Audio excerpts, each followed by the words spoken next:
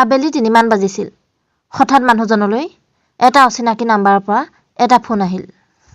মই CBI ইন্সপেক্টৰে কৈছোঁ, সেই বুলি তেওঁ কথাখিনি হিন্দীতে আৰম্ভ কৰিলে।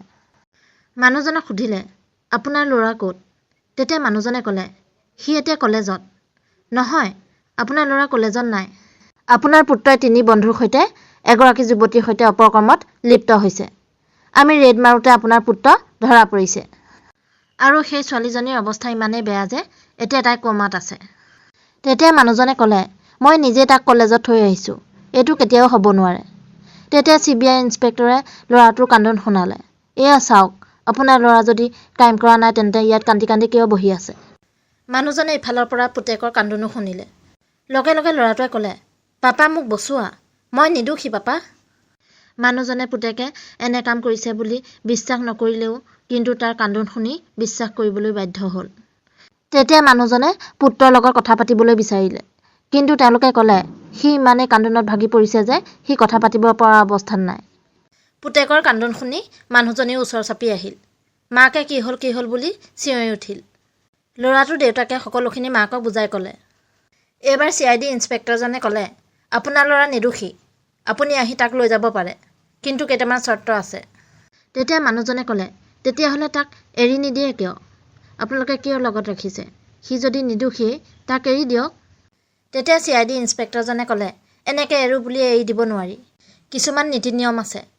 এতিয়া আমি এই কেছটো থানালৈ পঠিয়াব লাগিব, আৰু যদি থানালৈ পঠিয়াওঁ তেতিয়া তাৰ 10 বছৰ পৰ্যন্ত জেল হ'ব পাৰে। কিন্তু আপোনাৰ ল'ৰাটো নিদোষী, বাকী কেইটা ল'ৰাইহে ক্ৰাইম কৰিছে। তেতিয়া মানুহজনে ক'লে, যদি ক্ৰাইমে কৰা নাই তেতিয়াহ'লে তাক কিয় ধৰি ৰাখিছে? এৰি নিদিয়ে কিয়? এইবাৰ মাকজনীয়ে ল'ৰাটোৰ লগত কথা পাতিব বিচাৰিলে। তেতিয়াও ল'ৰাটোৰ কান্দোন শুনা গ'ল। আৰু এইবাৰ সি মাকক কান্দি কান্দি ক'লে, মাম্মী, মই নিদোষী, ইয়াৰ পৰা মোক লৈ যোৱাহি। তেওঁলোকে কিন্তু মাক দেউতাকৰ লগত ল'ৰাজনক কথা পতাই নিদিলে। এইবাৰ ইন্সপেক্টৰৰ লগত মাকে কথা পাতিলে। মাকে ক'লে, আপোনালোকে তাক এৰি দিয়ক। কিন্তু ইন্সপেক্টৰে ক'লে, আমি যদি কেছটো মিডিয়াত দি দিওঁ আপোনালোকৰ ল'ৰা বহুত কেছ আহিব আৰু আমাৰ ওচৰত বহুত তথ্য আছে, সেইবাবে আপোনালোকে সোনকালে ল'ৰাটো নিয়াৰ ব্যৱস্থা কৰক। তেতিয়া সুধিলে, মাক দেউতাকে সুধিলে, আমি কেনেকৈ কি কৰিব লাগিব? আমি গৈ আছোঁ, ক'ত আছে আপোনালোকে জনাওক। তেতিয়া ইন্সপেক্টৰজনে ক'লে, নাই আপোনালোক আহিব নালাগে। আপোনালোকে যদি কেছটো ইয়াতে সামৰিব বিচাৰিছে তেন্তে আমাৰ লগত ভিতৰুৱাভাৱে কথা পাতিব লাগিব। তেতিয়া ল'ৰাটোৰ দেউতাকে সুধিলে, আমি কেনেদৰে তাক আনিব পাৰিম? তেতিয়া ক'লে, প্ৰথমে আপোনালোকে আমাক টকা 40,000 দিব লাগিব, তাৰ পাছত আপোনালোকে লৈ যাব পাৰিব, কিন্তু নিবৰ সময়ত আকৌ আমাক 1 লাখ টকা দিব লাগিব। ইফালে শুনা গৈছিল ল'ৰাজনক ধমকি আৰু দাবী দিয়া শব্দ। সেইবাবে দেউতাকে পইচাটো দিয়াৰ সিদ্ধান্তই ল'লে। আৰু সেইবাবে তেওঁ সুধিলে, কেনেকৈ আৰু ক'ত টকাকেইটা দিব? তেতিয়া CBI ব্ৰাঞ্চৰ পৰা ক'লে যে আপোনালোকে গুগল পে' নাইবা ফোনপে' কৰি আমাক টকাকেইটা দিয়ক। কিন্তু মানুহজনৰ ওচৰত ফোনপে' বা গুগল পে'ৰ কোনো সুবিধা নাছিল। সেই কথা তেওঁ CBI ইন্সপেক্টৰজনক জনালে। আৰু তেতিয়া ইন্সপেক্টৰজনে ক'লে, আপোনাৰ হাতত কিমান টকা আছে? মোৰ হাতত মাত্ৰ 5,000 টকা আছে। তেতিয়া ইন্সপেক্টৰে ক'লে, সেইটো টকাইতো একো নহ'ব। আপুনি কিবা এটা ব্যৱস্থা কৰি আমাক টকাকেইটা দিয়াৰ যোগাৰ কৰক।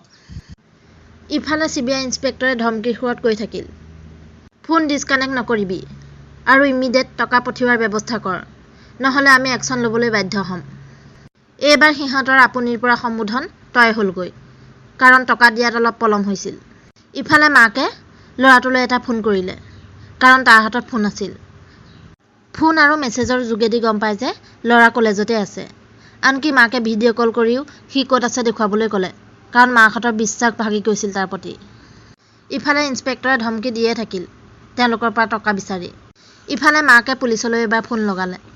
পুলিচক জনোৱাত ক'লে যে আপোনালোকে ফোনটো লৈ ইমিডিয়েট ইয়ালৈ আহক আৰু আপোনালোকে টকা নিদিব। তেওঁলোক ল'ৰালৈকে পুলিচৰ ওচৰলৈ যায় আৰু তাত অনুসন্ধান কৰি গম পায় যে ল'ৰা কলেজতে আছে। পুলিচে অনুসন্ধান কৰি গম পায় যে আচলতে তাৰ মাত লৈ কোনোবা দুষ্ট চক্ৰইহে এই কাম চলাই আছে। পুলিচৰ নিৰ্দেশ মতে মানুহজনে তেওঁলোকৰ ফোন ডিছকানেক্ট কৰে আৰু নম্বৰটো ব্লক কৰি দিয়ে। এই ঘটনাটো যোৱা বৃহস্পতিবাৰে গুৱাহাটীতে ঘটিছিল। এনেদৰেই আৰ্টিফিচিয়েল ইণ্টেলিজেন্সৰ জৰিয়তে অপৰাধীয়ে পাতি আছে ভয়ংকৰ জাল। এতিয়ালৈকে এনেকুৱা কেইবাটাও ঘটনা সংঘটিত হৈছে। সন্তানৰ মাত হুবহু নকল কৰি বিপথে পৰিচালিত কৰিব পাৰে আপোনাকো। সেইবাবে সকলো সাৱধানে থাকক। সন্তান বিপদত পৰা বুলি ফোন কৰি লুটিব পাৰে আপোনাকো। সাৱধান হওক, সজাগ হওক, নহ'লে কেতিয়াবা আপুনিও ইয়াৰ বলি হ'ব পাৰে। প্ৰিয় শ্ৰোতাবৃন্দ, সত্য ঘটনাৰ আলমত লিখা এই কাহিনীটো আজিলৈ ইমানতে সামৰিছোঁ। আকৌ লগ পাম অন্য এটি কাহিনীৰ সৈতে। আজিলৈ আহোঁ। সম্পূৰ্ণকৈ শুনাৰ বাবে আপোনালোকলৈ বহুত বহুত ধন্যবাদ জনালোঁ।